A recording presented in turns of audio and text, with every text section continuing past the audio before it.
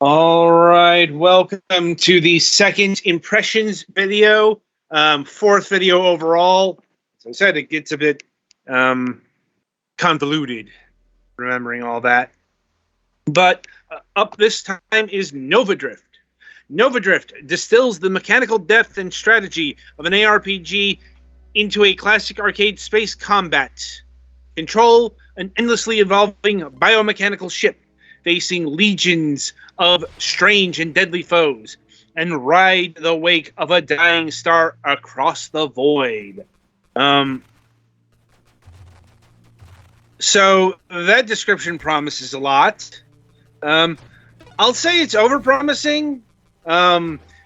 Specifically in the mechanical depth and strategy, yes, that does exist to a certain point, but well, you're seeing it on screen here. This isn't that deep. I mean, there will be more once you get the initial. Well, let me finish here.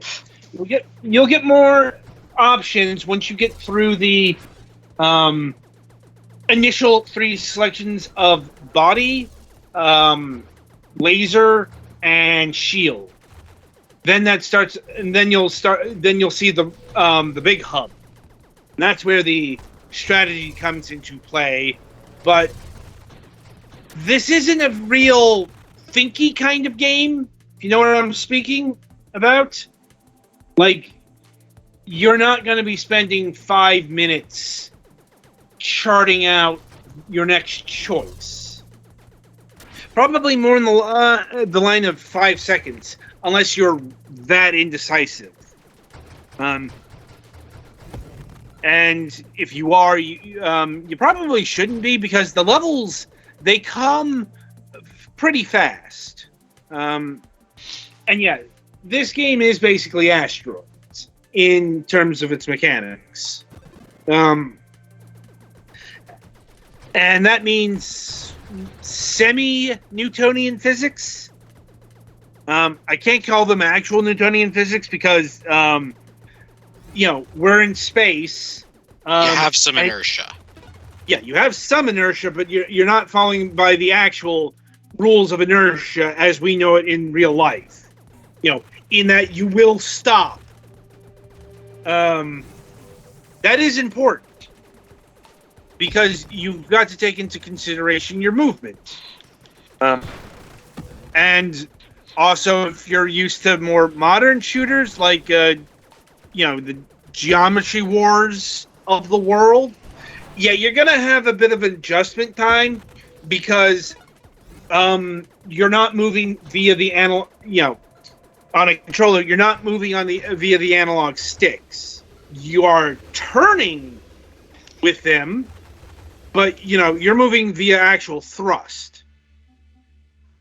So you do have to take into account velocity.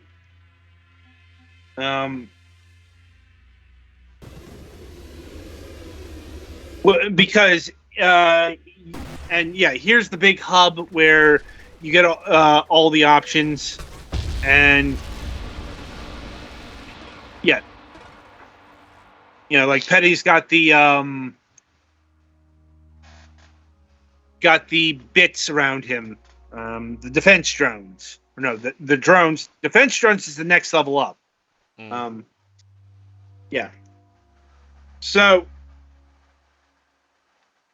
this is a impressions video because this game is in early access.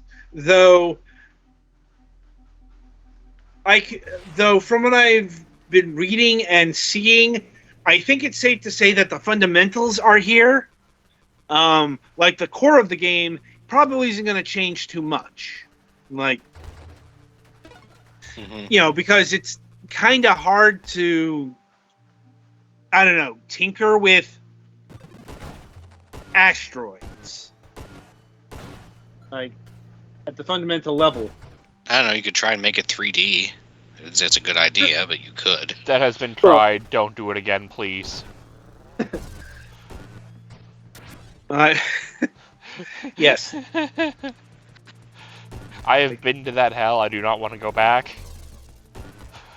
But you remember Asteroids Hyper 64? Yeah, I've seen videos. You want to see Penny puke again? That's how we see Penny puke. Thankfully, we don't have a cam on you, so we'll not see that. But I bring this up because what is the early access here is the content. Like, for example, you're stuck in endless mode right now. The game straight up tells you that the campaign is coming at 1.0.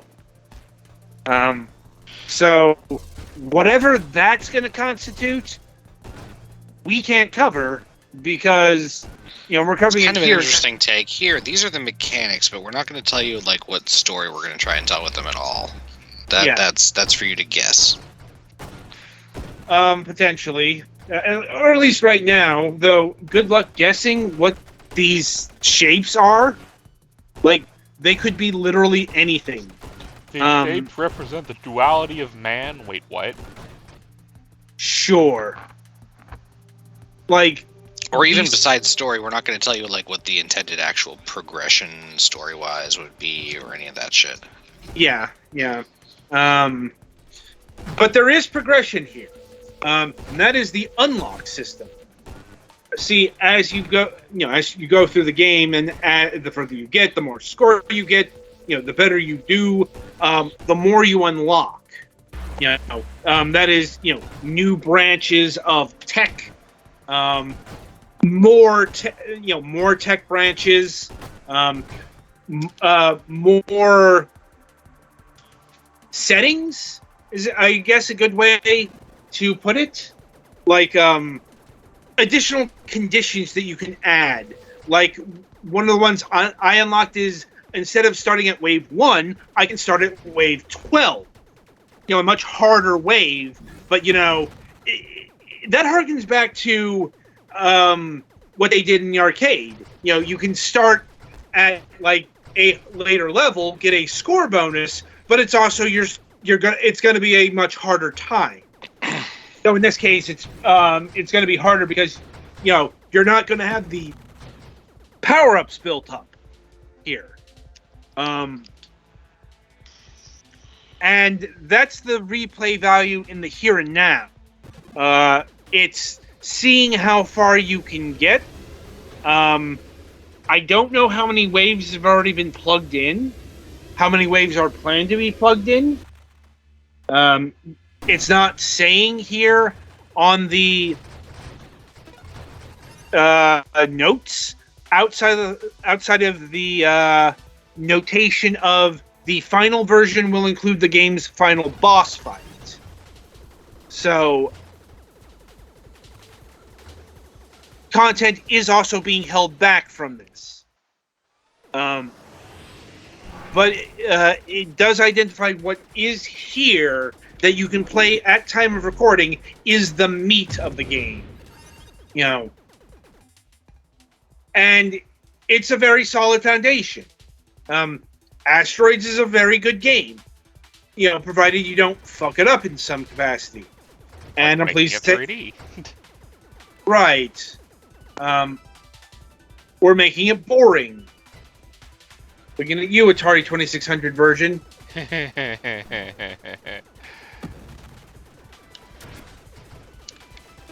Like, yeah, that just happens on this show.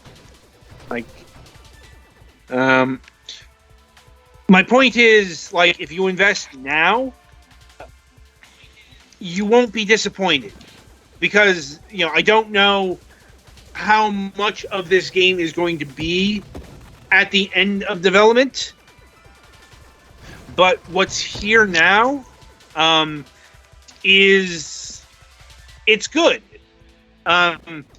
Also, I will give proper props to having a neon scheme and not over fucking doing it.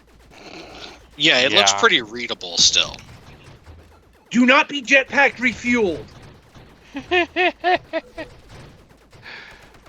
Look, I mean, even Geometry Wars kind of hurt the eyes when there was too much. Mm-hmm.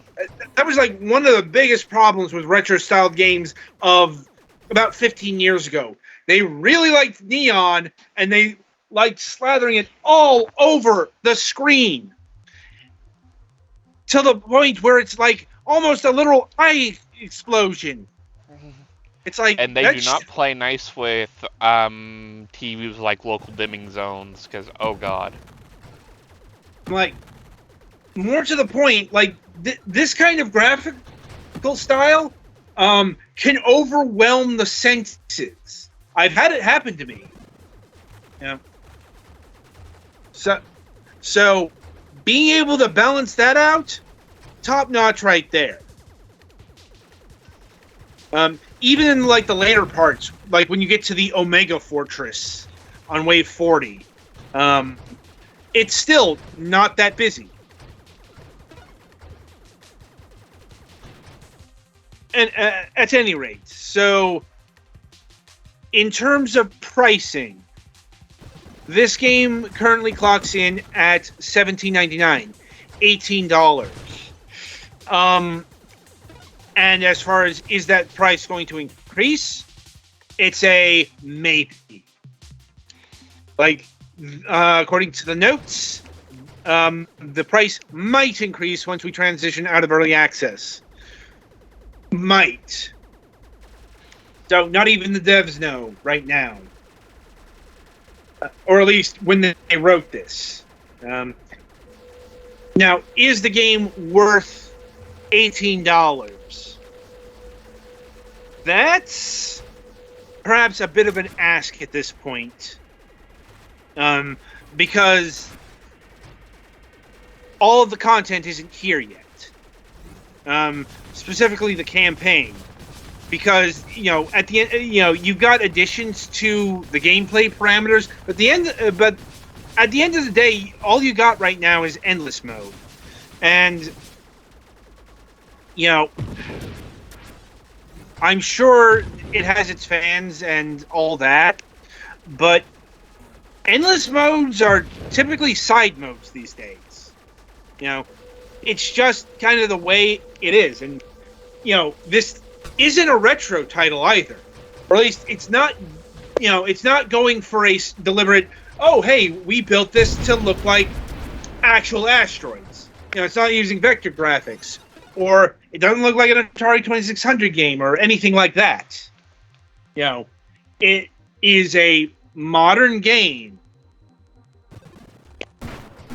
And it's going to have modern features. It's just they're not there yet. I can't say how much the price might increase because the developer hasn't said that. But the issue here is staying power.